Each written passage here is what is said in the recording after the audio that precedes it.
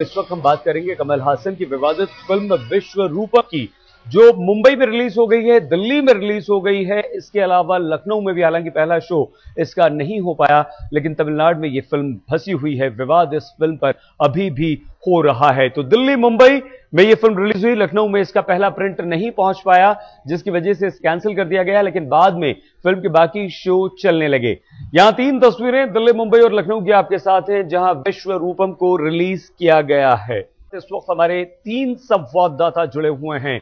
सिद्धार्थ हुसैन हमारे साथ मुंबई स्टूडियोज से हैं, और बिग सिनेमा मुंबई से हमारे साथ रश्मा शेट्टी हैं, और पुण्य प्रसून वाजपेयी हमारे संवाददाता गाजियाबाद के एक थिएटर के बाहर से फिल्म देखकर अभी अभी निकले हैं। तो सिद्धार्थ, रश्मा आपके पास जरूर आएंगे, लेकिन सबसे पहले पुण्य प्रसून का रुख करते हैं। प्रसून, पिक्चर आप देख चुके हैं, जो बवाल, जो विवाद इस पर हुआ, इस पर जो पाबंदी लगाई गई, पिक्चर देखने के बाद आपकी राय क्या है प्रसून? देखिए, पहला शो था जिसे हमने देखा, ये शो हिंदी का था, अनकट शो था। यानी तमिलनाडु में जो बात कही गई है कि हम कुछ सीन्स को कट कर देंगे और उसके बाद तमिलनाडु में फिल्म रिलीज होगी, इस वक्त हम गाजियाबाद में मौजूद हैं। तो यहां पर जो हमने फिल्म पूरी देखी वो अनकट फिल्म थी। यानी जिस सीन्स को लेकर हंगामा तमिलनाडु में मचा है वो सारे सीन्स हमने देखे। ये फिल्म 9/11 के मद्देनजर बनाई गई है, टेररिज्म को लेकर बनाई गई है। अफगानिस्तान में इसकी बहुत ज्यादा, यानी 60% हिस्सा अफगानिस्तान में है और लगभग 30% हिस्सा अमेरिका में फिल्माया गया है। लेकिन इस फिल्म में ऐसा कोई सीन नजर नहीं आता है जिसको लेकर धर्म की बात सामने आए या ये बात सवाल खड़ा हो कि कहीं ना कहीं टेररिज्म को सीधे धर्म से जोड़ा गया है। ये 9/11 के बाद अमेरिकी और नाटो सेना की जो पहलकदमी अफगानिस्तान में होती है और उसमें जूझते हुए किस तरीके से अफगानिस्तान में जो समाज रह रहा है वो किस तरीके से हथियारों के बीच रहता है, बारूद उनकी जिंदगी का हिस्सा है। छोटे छोटे बच्चे खेल खेल में भी हाथ से बंदूक बना के गोलियां चलाते हैं। ये इस फिल्म को धीरे धीरे डेवलप किया गया और मेरा ये ख्याल है, देखिए, सिल्वेस्टर स्टैलोन की फिल्म थी ब्लड 4, फर्स्ट ब्लड 4 जो था वो अफगानिस्तान को लेकर बनाई गई थी, अगर आपके जहन में वो फिल्म आती हो। उस फिल्म के भी कुछ हिस्से से कहीं ज्यादा सिनेमेटोग्राफी इस फिल्म की जबरदस्त है। तो फिल्म जो फिल्माई गई है, और कल जो बात जयललिता ने कही कि कैलकुलेटेड गैम्बल किया है कमल हासन ने, लेकिन इस फिल्म को देखने के बाद लगता है कि कितने वर्सटाइल तौर पे कमल हासन ने इस फिल्म के बारे में सोचा। और फिल्म का अंत होते होते वो कहते हैं कि ये फिल्म खत्म नहीं हुई है क्योंकि टेररिज्म अभी जिंदा है और अब भारत में बनेगी। यानी पार्ट 2 की दिशा में वो फिल्म के आखिर में ले भी गए हैं। तो एक सिलसिला वो चलाना चाहते हैं इस शायद फिल्म के जरिए।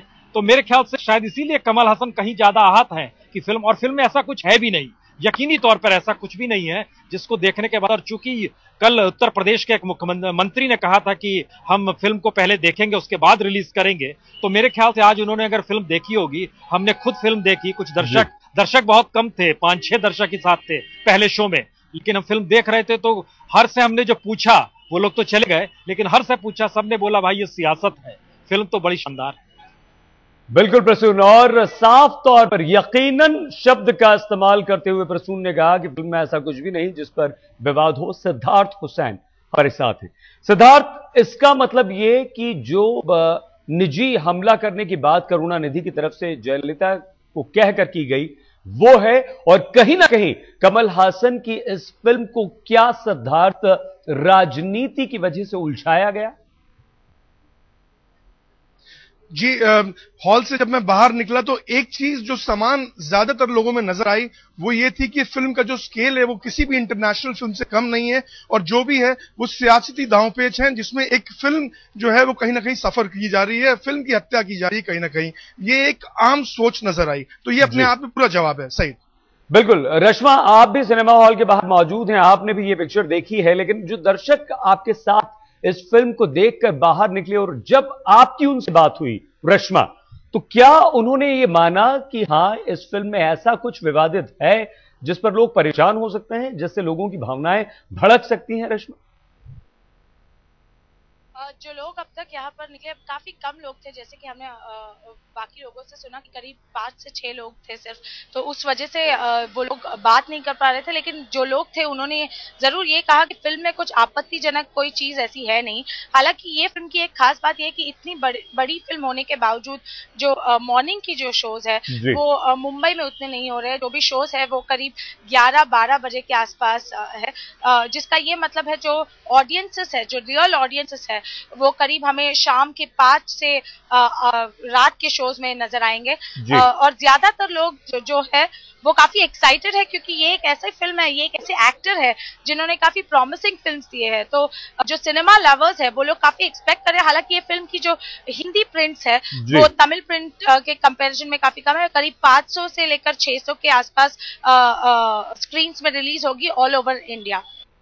प्रसून के पास एक बार लिए चलते हैं। प्रसून, आपने पूरी पिक्चर देखी, आपको कोई इसमें आपत्ति नजर नहीं आई, किसी की भावनाओं को ठेस लगती हुई दिखाई नहीं दी, तो क्या राजनीति का ये शिकार हुई? और अगर ये पिक्चर राजनीति का शिकार हुई है, जिस तरह से करुणानिधि ने आरोप लगाया जयललिता पर और हवाला भी दिया पी चिदंबरम के प्रधानमंत्री बनने के बयान का, कमल हासन के बयान, लगता है कि बड़ा दुर्भाग्यपूर्ण है कि अब आप कलाकारों को भी इस तरह से टारगेट करते हैं और सिर्फ इसलिए कि वो आपके पक्ष में नहीं बोलते या आपके विरोधी का समर्थन कर देते हैं। प्रसून,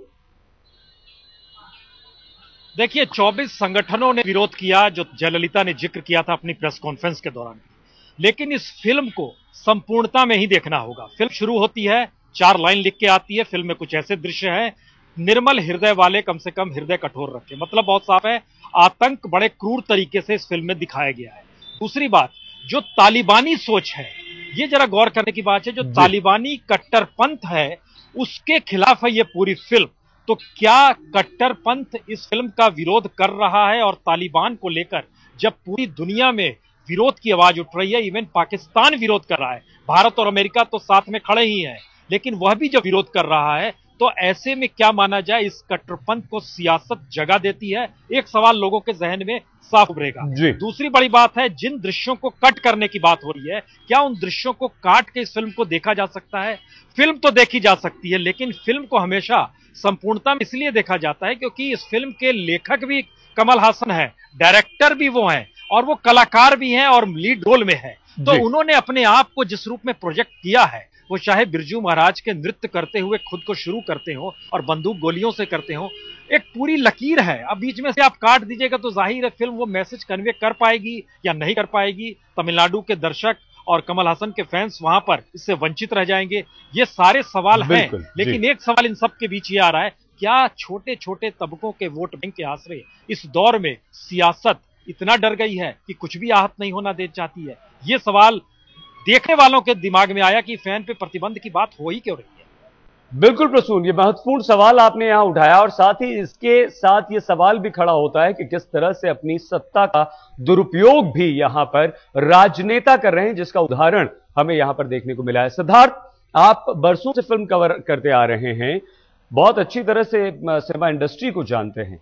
सिद्धार्थ, फिल्म रिलीज होती नहीं है और उस पर पाबंदी की मांग उठ जाती है, कई सारे संगठन सामने आ जाते हैं, और जब पिक्चर देखी जाती है तो ऐसा कुछ भी उसमें नहीं होता। क्या इसके पीछे सोच होती है सिद्धार्थ?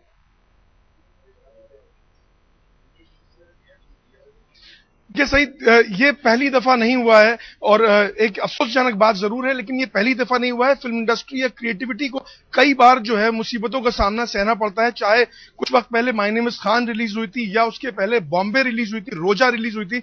जब भी टेररिज्म से जुड़ी कोई बात या पॉलिटिकल मुद्दे पर कहीं कोई बात जब आती है, तो जैसे अभी प्रसून जी ने कहा कि वोट बैंक जो है वो बनाने में लग जाते हैं लोग, और ये भूल जाते हैं कि आखिरकार ये एक फिल्म है, और जैसे कि कहते हैं कि फिल्म समाज का आईना है, तो समाज से ही चीजों को उठा करके उसको एंटरटेनमेंट के जरिए, एंटरटेनमेंट के माध्यम से दर्शाया और दिखाया जाता है। तो उसको इतना ज्यादा अगर आप संजीदगी से लेंगे तो उसमें कहीं ना कहीं खुद परेशान होंगे, और जो लोग बिजनेस कर रहे हैं उनको तो बहुत ज्यादा परेशानी का सामना करना पड़ेगा।